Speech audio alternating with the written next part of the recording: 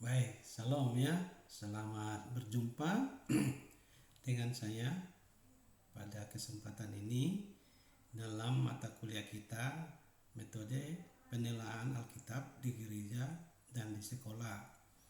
Pada kesempatan ini saya mengajar melalui media video ini berbeda dengan dalam pertemuan-pertemuan yang sebelumnya yang kita selenggarakan melalui media online atau menggunakan Zoom. Tapi pada kesempatan ini saya mencoba dengan menggunakan atau memanfaatkan kemajuan teknologi melalui video yang saya upload di YouTube. Nah, saudara mahasiswaku yang saya kasihi di dalam Tuhan Yesus Kristus, pada kesempatan ini kita akan beralih materi kita dari beberapa pertemuan sebelumnya yang membicarakan metode penilaian Alkitab dengan menggunakan metode hermeneutika atau melalui pendekatan metode hermeneutika. Pada kesempatan ini kita akan berbincang tentang penggunaan metode-metode yang lain dalam penilaian Alkitab di jemaat maupun di sekolah.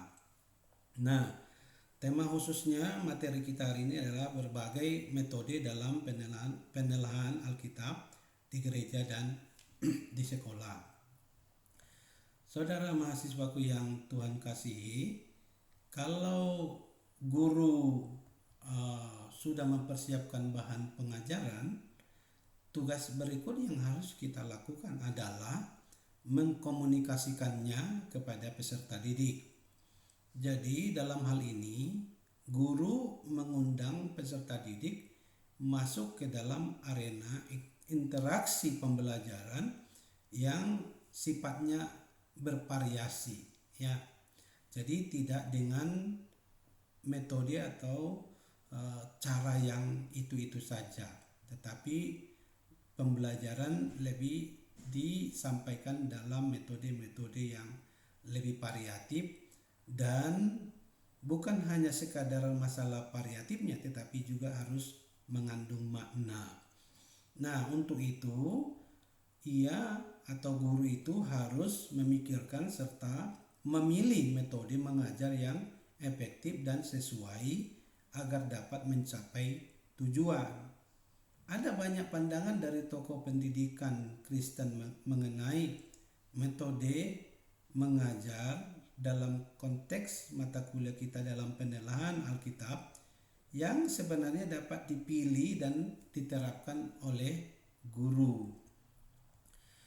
Misalnya seperti usulannya K.O. Gengel ya, tahun 1980.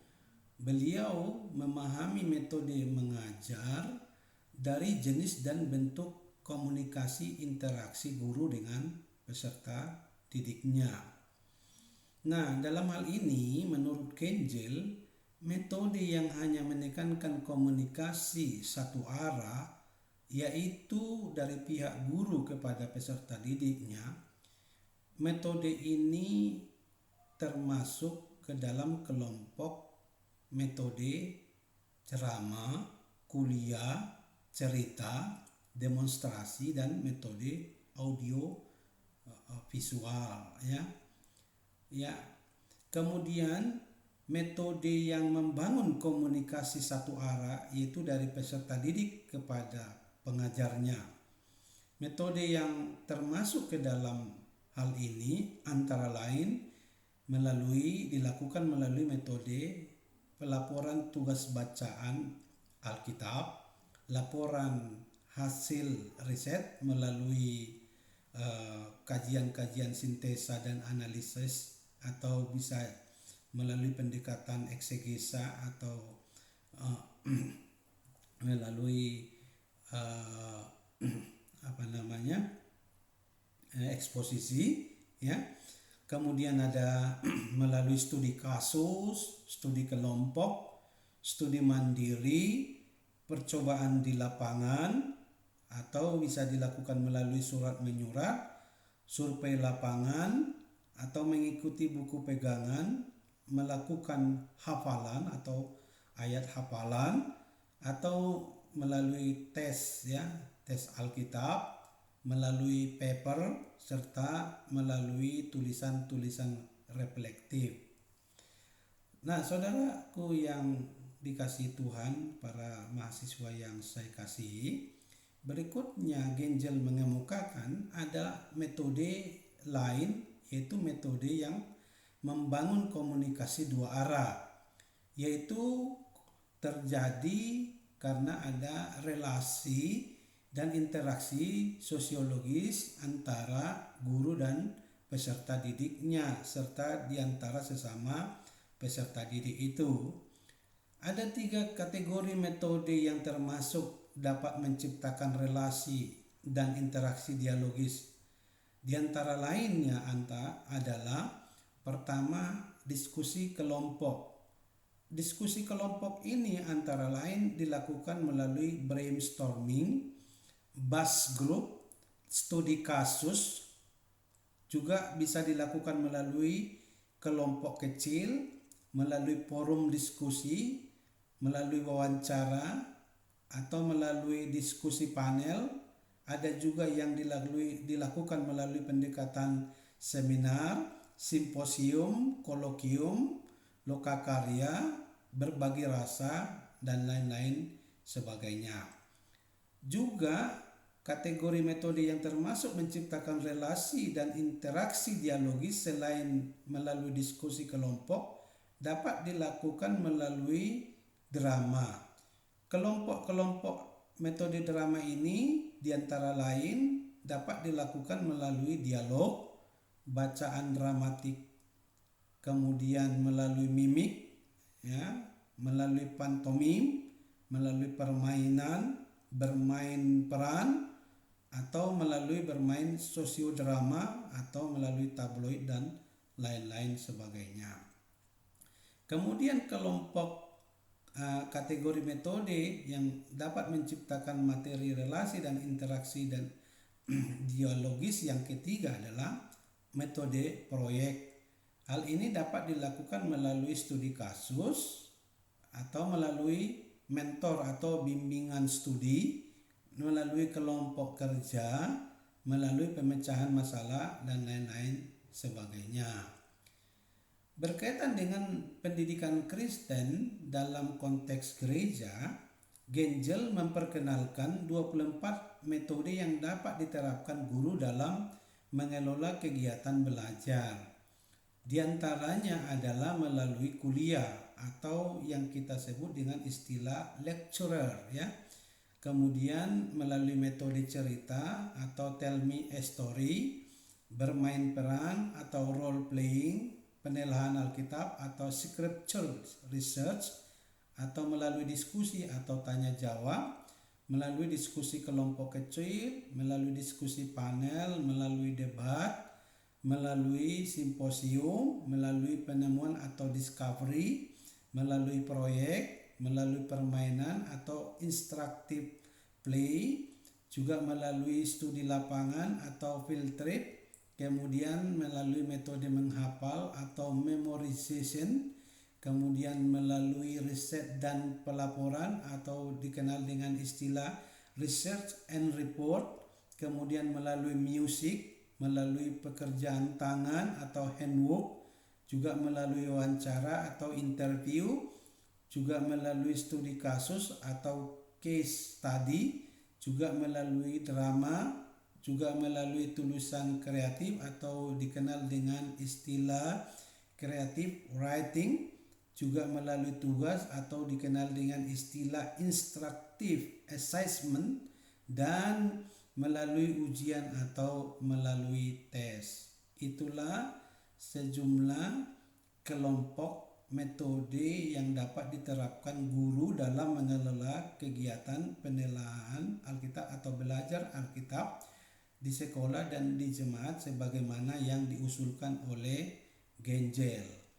Nah, lebih lanjut saudaraku yang dikasihi Tuhan, berbeda dengan Gengel, Marlin Leffer tahun 1985 Beliau mengajukan 10 metode kreatif yang dapat dikembangkan guru dalam pembinaan warga jemaat di gereja maupun di sekolah. Antara lain melalui drama in the classroom, ya, atau kita kenal dengan istilah drama saja.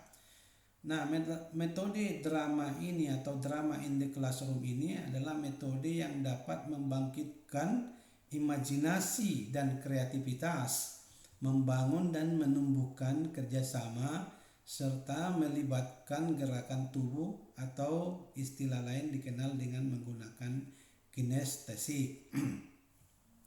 Kemudian metode yang kedua yang diperkenalkan oleh Marlin Leffer adalah metode role play atau istilah yang disebut do it yourself drama atau metode bermain peran. Dengan metode ini diharapkan guru dapat memotivasi peserta didik untuk menampilkan dirinya sebagai sumber dan sekaligus sebagai media belajar, serta dalam menyampaikan pesan. Pembentukan rasa percaya diri cocok dengan menggunakan metode role play atau do it self drama atau bermain peran ini.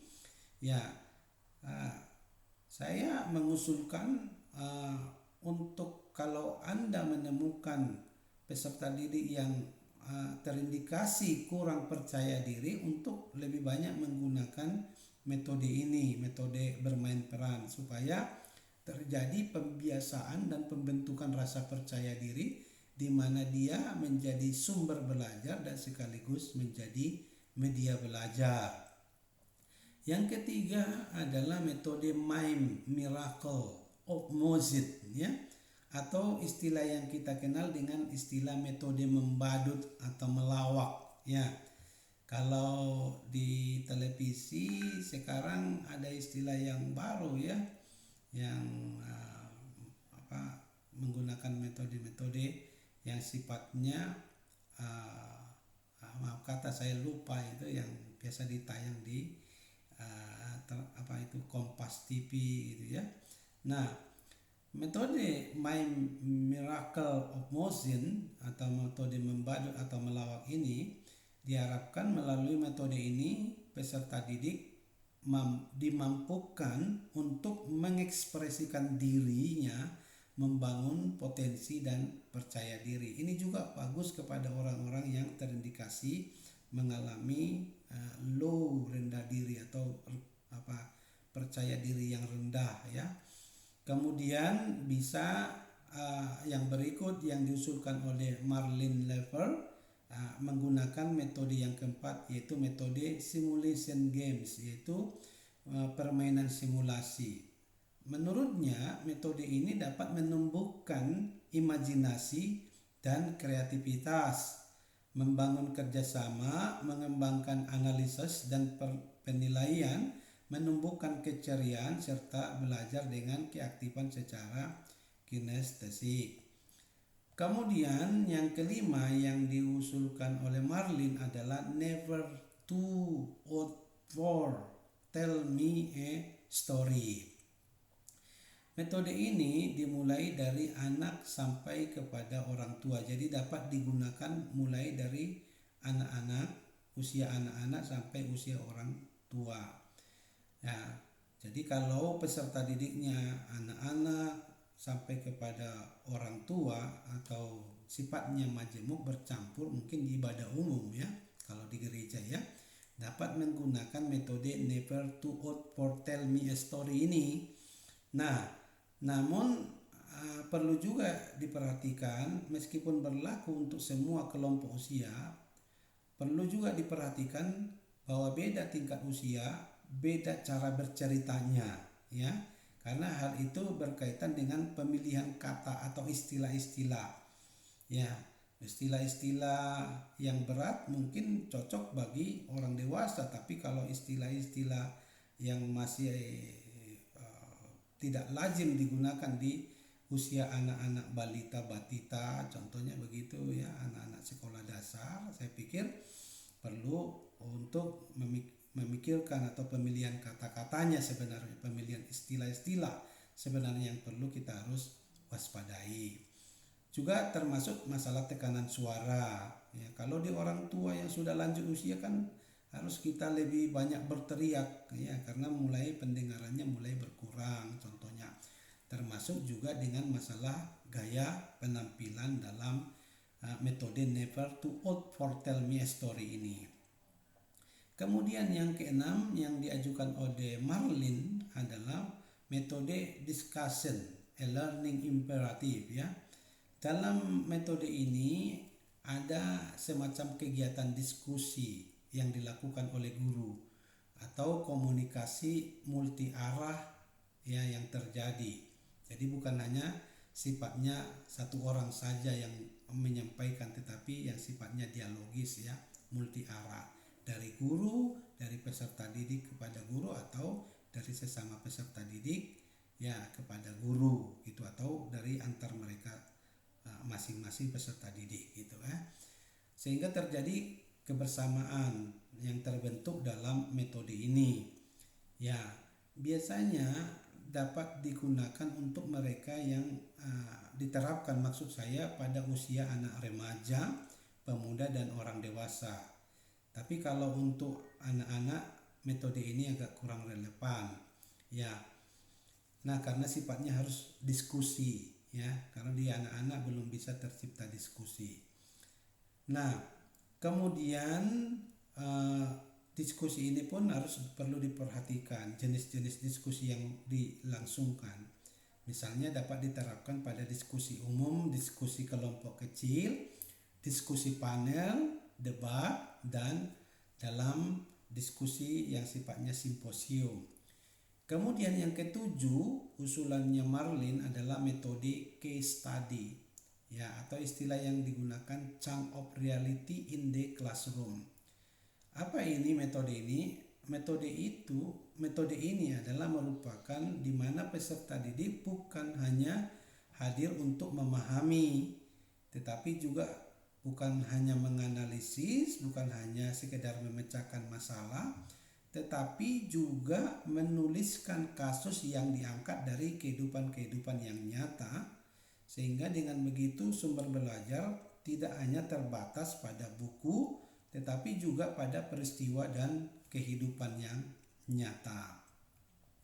Kemudian yang kedelapan adalah metode creative writing, helping students shape their thought. Nah, metode ini adalah metode yang diharapkan di mana peserta didik dapat menuangkan isi atau menuangkan gagasan-gagasan, perasaan ya, atau pemikiran atau hasil pengamatan mereka secara logis dan disampaikan secara sistematis.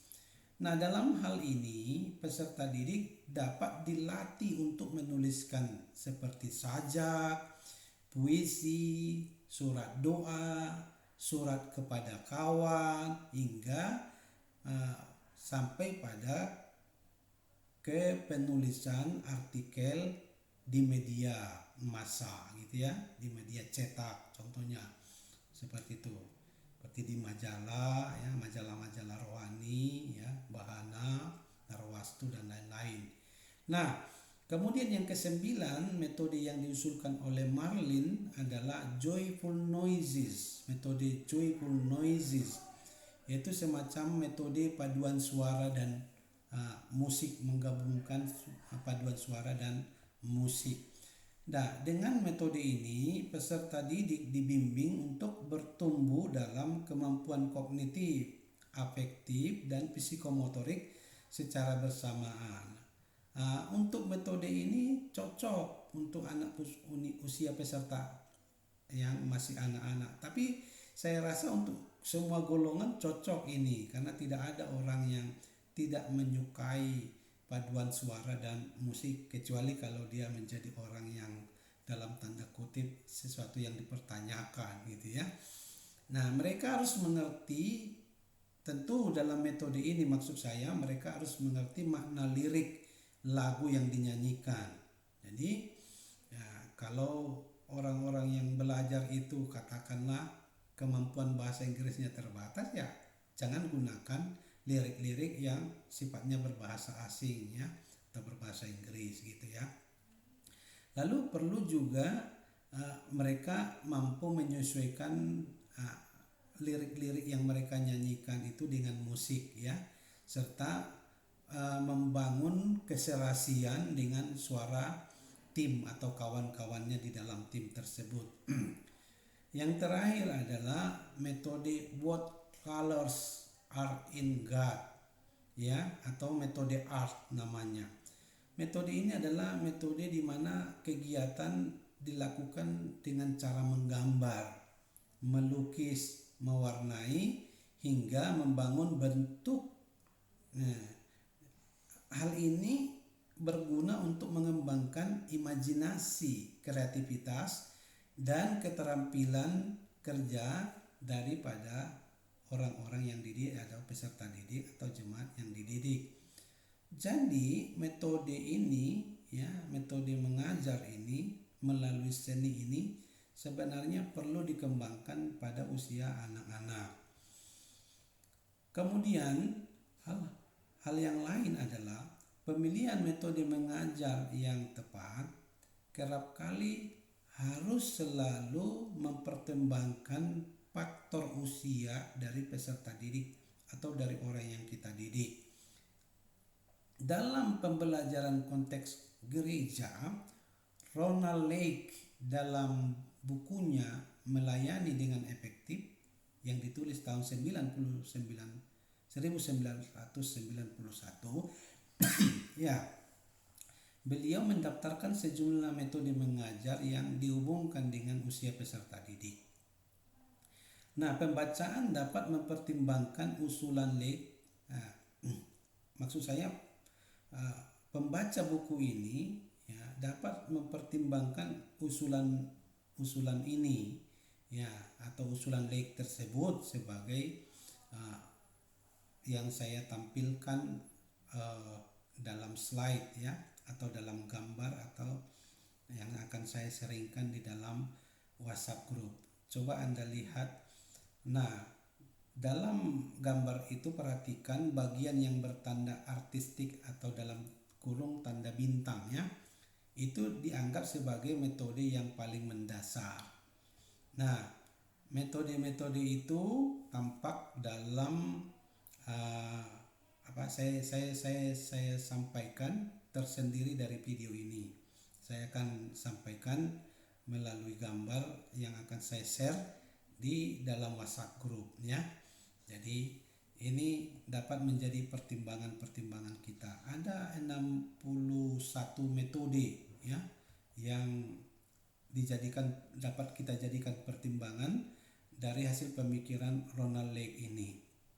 Ya. Kemudian saudara yang dikasihi Tuhan, juga kita dalam hal memikirkan metode penilaian Alkitab di gereja dan di sekolah, perlu juga kita memikirkan aspek metode mengajar, karena itu penting dalam tugas pendidikan dan pembelajaran ya. Karena Tuhan Yesus sendiri sebagai guru agung juga telah memberikan keteladanan keguruan, sebagaimana hal itu dapat kita pelajari di dalam kitab-kitab Injil. Jadi Tuhan Yesus sendiri menggunakan berbagai metode mengajarkan Alkitab kepada para murid-muridnya dan juga kepada kita. Tuhan Yesus tidak hanya menggunakan dan membangun komunikasi satu arah, tetapi juga membangun komunikasi dua arah. Jadi yang paling dapat kita pelajari dalam metode Tuhan Yesus itu adalah metode yang digunakan itu adalah metode yang sifatnya terjadi pada dua arah, saling dan silang. Jadi bukan metode yang satu arah saja. Ya, yang satu berbicara, yang lainnya tinggal duduk diam dan mendengarkan saja. Nah, karena metode dua arah ini seperti yang dikatakan oleh Lauren of Richard dalam Etiology of Christian Education yang diterbitkan tahun 1975, meringkaskan interaksi edukatif antara Yesus dan murid-muridnya itu sebagai berikut, di mana Yesus dengan murid diperhadapkan. Yesus menerangkan, murid-murid itu mendengar dan bertanya. Jadi jika Yesus menerangkan, maka murid-murid itu diberi kesempatan mendengar, tetapi juga diberi kesempatan untuk bertanya. Ya, tetapi apabila Yesus bertanya, maka para murid itu diberi kesempatan untuk menjawab. Kemudian apabila Yesus berbuat sesuatu, maka murid-murid itu mengamati apa yang diperbuat oleh Tuhan Yesus itu, dan kemudian sesudah dia mengamati, para murid mengamati Tuhan Yesus, ya, perbuatan Tuhan Yesus, kemudian mereka menirukan berbuat seperti apa yang dilakukan oleh Tuhan Yesus. Kemudian apabila Tuhan Yesus menegaskan sesuatu, maka para murid itu melakukannya. Melakukan apa yang ditegaskan itu. Kalau mereka kurang mengerti, maka selanjutnya yang mereka lakukan adalah bertanya. Nah, kemudian melalui kegiatan mengajar, guru harus berupaya sehingga peserta didik memperoleh makna dari materi pembelajaran. Jadi bukan hanya guru yang menikmati pembelajaran, tetapi diharapkan para peserta didiklah yang menikmati belajar dari gurunya itu, karena gurunya sudah menikmati belajar sebelum dia mengajar. Nah, pendidikan dan pembelajaran sebagaimana dikemukakan oleh Jim dan Will Hoyt ya tahun 1985, menurutnya adalah untuk bertujuan membimbing peserta didik agar mereka menemukan makna kehidupan, atau dengan istilah lain searching for the meaning of life. Jadi orang dididik supaya orang yang belajar kepada kita itu menemukan makna kehidupan. Jika peserta didik mendapatkan makna praktis dan pribadi dari apa yang mereka pelajari, selanjutnya mereka akan termotivasi untuk belajar lebih aktif. Jadi pada umumnya peserta didik selalu berharap untuk memperoleh hal-hal baru dan hal-hal yang segar dari terjadinya interaksi belajar antara guru dengan peserta didik dan peserta didik dengan sesama peserta didik. Nah, dalam hal itulah terjadi penyegaran, ya, di mana ada arti yang dimiliki, yaitu metode itu, maksud saya adalah metode itu mampu menyentuh aspek batinia. Itu yang disebut dengan istilah metode yang segar, ya, yang harus diciptakan oleh guru terhadap peserta didik. Nah, saudaraku mahasiswa yang Tuhan kasihi, Robert J. Cohn dalam bukunya Gengel dan Hendricks yang ditulis tahun 1988 berpendapat bahwa pemilihan metode mengajar yang tepat diantaranya ditentukan oleh beberapa faktor berikut ini. Pertama adalah faktor kemampuan dan keterampilan guru dalam menggunakan metode yang diterapkannya. Ya, jadi kalau guru memilih satu metode pembelajaran, dipastikan bahwa guru itu menguasai metode itu, dan bukan hanya menguasai tetapi terampil menggunakan metode itu. Jadi kalau guru seorang diri saja dalam perencanaan dan kegiatan mengajar, ya, lebih mudah baginya untuk menentukan metode yang sesuai dengan kemampuannya. Berbeda dengan kalau pembelajaran yang dirancang itu adalah bersama-sama, karena harus mengakomodasi kemampuan temannya atau tim di dalam perencanaan itu. Yang kedua, aspek yang kedua ya, atau faktor yang kedua sebagaimana yang diusulkan Robert Chow dalam Gengel dan Hendrik dalam pemilihan metode mengajar yang tepat, faktor yang harus kita pertimbangkan adalah yang kedua, tingkat perkembangan dan kebutuhan peserta didik. Berapa usia peserta didik yang diajar oleh guru?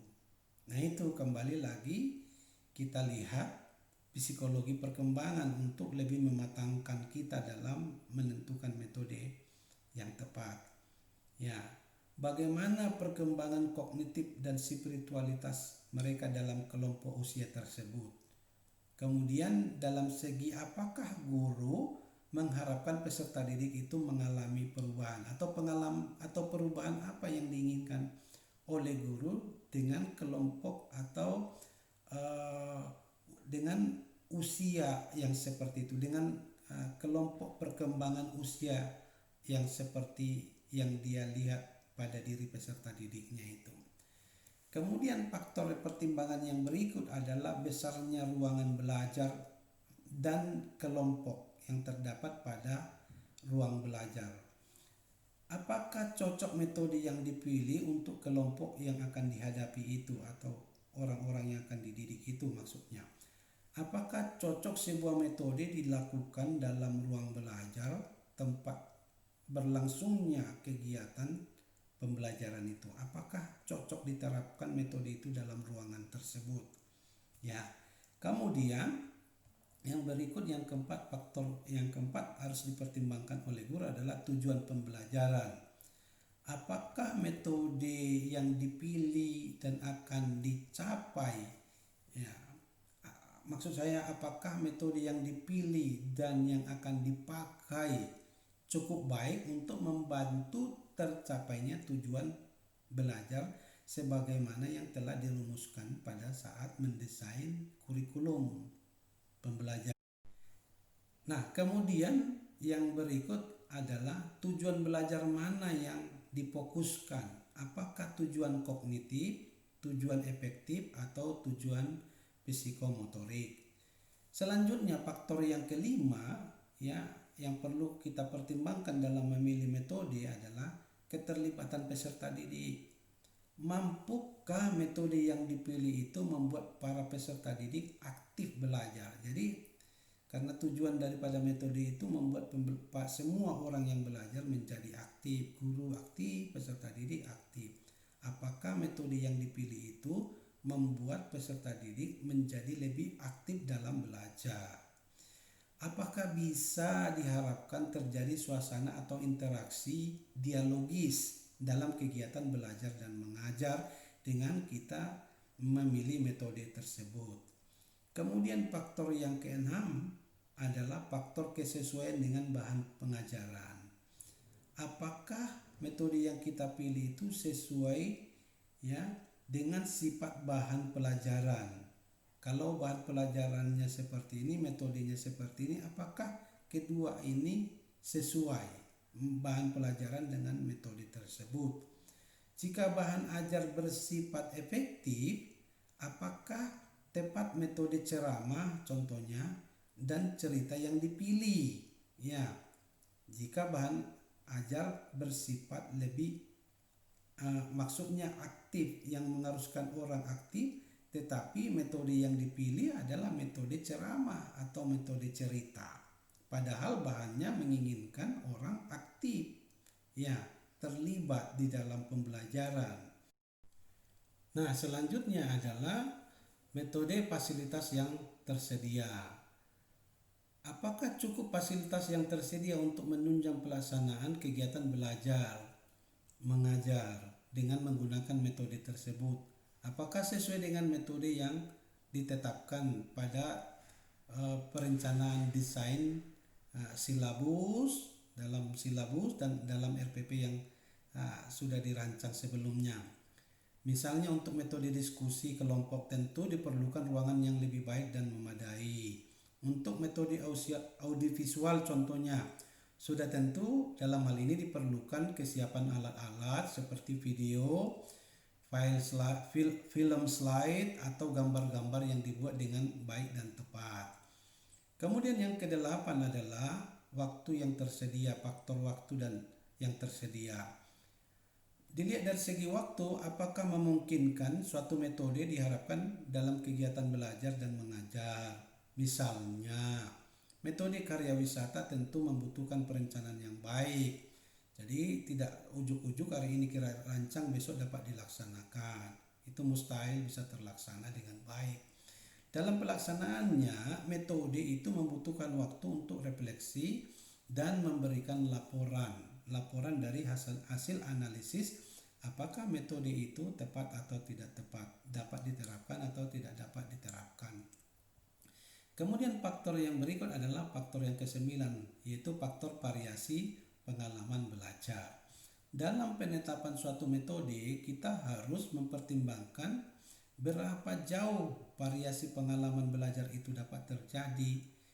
Pengalaman belajar yang bagaimana yang dapat terjadi secara maksimal. Apakah dengan cara mendengar saja, melihat saja, berpikir dan berbuat sajakah?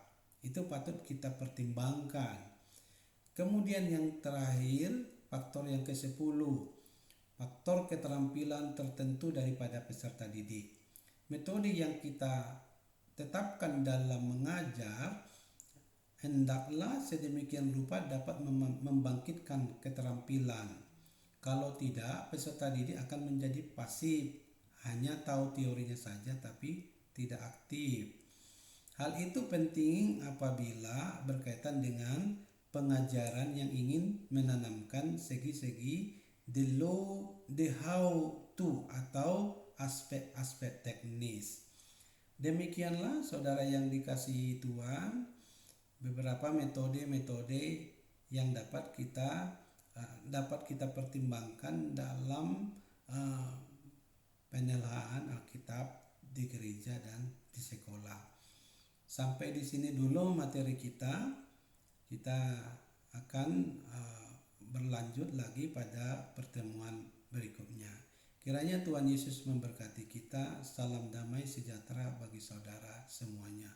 Tuhan Yesus memberkati.